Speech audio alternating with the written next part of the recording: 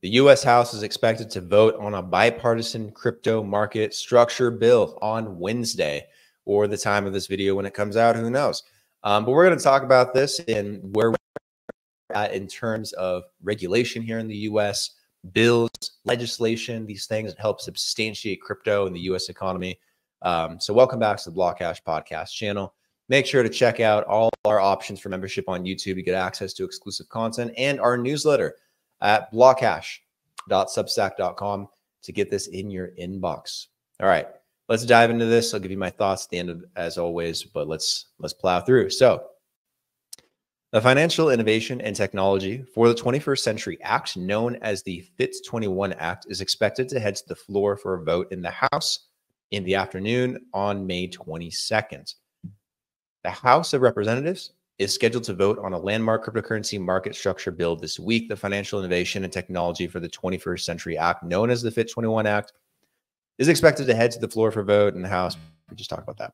FIT21 advanced through the House Ag and Financial Services Committees last summer before getting the green light from the Rules Committee to advance to a vote earlier this month. The bipartisan legislation has 11 co-sponsors, including Democrats Henry Cuellar of Texas, Wiley Nickel of North Carolina, and Richie Torres of New York. The proposed market structure law establishes joint rulemaking powers between the Securities and Exchange Commission and the Commodity Futures Trading Commission. Notably, the bill grants the latter control over digital commodities markets, including exchanges and broker-dealers. Would be a huge blow to the SEC, huge win for crypto to put crypto in the hands of the CFTC instead of the SEC.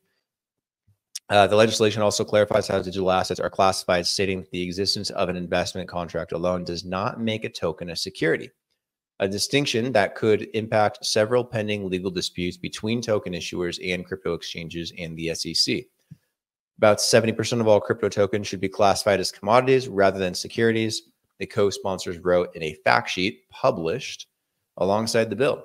While FIT21 managed to survive markup, there has been pushback from some House Democrats who argue the legislation goes too far to limit SEC power. Rep. Jonathan Jackson of Democrat something 3, whatever the fuck that means, last summer proposed an amendment which never passed to strike a section of the bill that allows firms who have filed a notice of intent to register to be exempt from certain enforcement actions from the SEC. Allowing for intent to register before these regulations are completed would be an absolute injustice to our constituents and retail investors, Jackson said. This industry needs to be under full force regulation and oversight.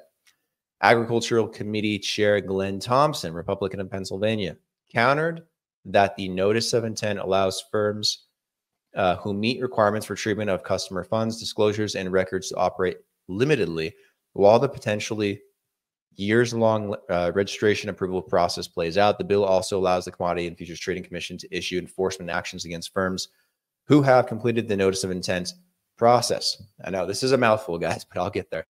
The Republican majority in the House, however, coupled with the expected support of at least some Democrats, means the bill is likely to pass and make it to the Senate, where its fate is less clear. The expected House vote comes days after the U.S. Senate passed another crypto-focused piece of legislation last Thursday, Joint Resolution 109, which seeks to invalidate the SEC Staff Accounting Bulletin, SAB 121. The resolution now heads to the president's desk. The Biden administration said earlier this month the president will veto the legislation. If the president vetoes, it goes back to the House, and the House can vote to push it through. I believe it's the House. Senate? I think it's the House to push it through. Either way, good shit. This is good stuff. Reality is it gets passed in the House. Republicans are more pro-crypto than Democrats, but there are Democrats that are starting to lean more in the crypto direction and that are a bit more anti-SEC based on how they're acting. So this bill, FIT21, this act should be completely fine in the House. I expect it to pass. I think most people do. When it gets to the Senate, it'll probably be very tight, but it'll be very similar to the bill that we had last Thursday that went through, Joint Resolution 109. My guess is that this FIT21 gets passed in the Senate as well. That's just a prediction. It could get denied or blocked or sent back to the House. I don't know. anything's possible, but I do think it will get through the Senate, because if the other one got through, I don't see why this one wouldn't. It's a good follow-up. And this will also go to Biden. Biden probably will veto it again, and then we'll go back for a final vote on confirmation. So I think Biden and the Biden administration of the executive branch will, veto both of these bills, both of these acts, and it'll go back to Congress for a final vote on what to do. And I think they will get the votes to push it through. It's just a matter of how long this gets stonewalled for.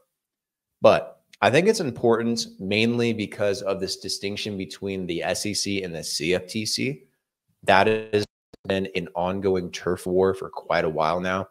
And the CFTC has no legal reason to believe that crypto in many cases can be considered a commodity. And it is a commodity, in my opinion. I think most people agree that it's closer to a commodity than it is to a traditional security. I think the SEC needs to really update their laws and their rule book in terms of what is considered a security in a digital age, whereas the CFTC seems to be a little bit more inclusive to the industry, harsh but inclusive, to the point where it's more beneficial for us to be regulated under the CFTC as a commodity.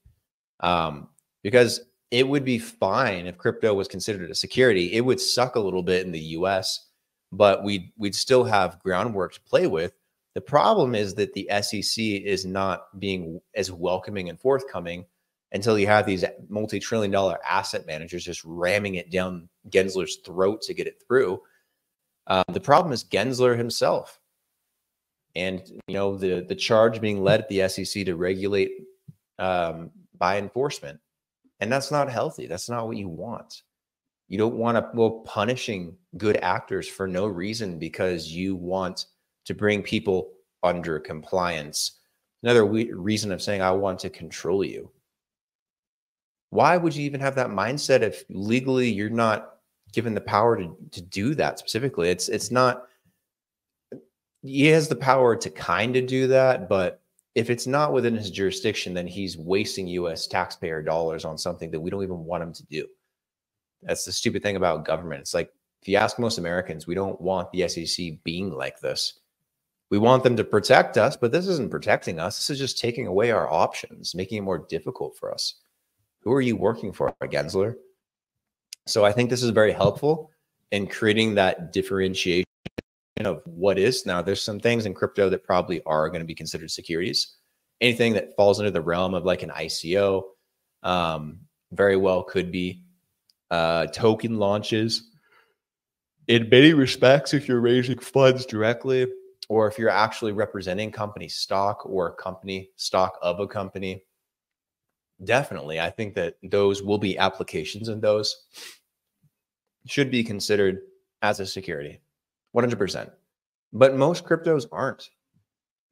It's its own hybridized asset class that needs its own laws and regulation, and we'll probably get that under the next administration that comes in, because I think Biden is about out. I think he's done. So I'm hopeful for where we go here in 2024. A lot of good things are happening. Legislation, pushback, the market is up, investment from institutions, which will eventually lead to retail investment once we get a rate cut, or at least some really strong economic growth. I don't think that'll happen. Rate cuts are more likely to come first. But we're getting there. We're getting there very slowly.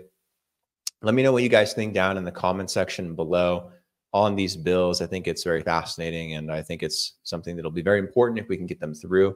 And it'll be just the first step in towards really establishing crypto in the US and getting more proper laws out there and legislation. So comment your thoughts down below, leave a like, share with a friend, subscribe if you haven't already. If you have, thank you so much. And I'll see you on the next episode. So cheers.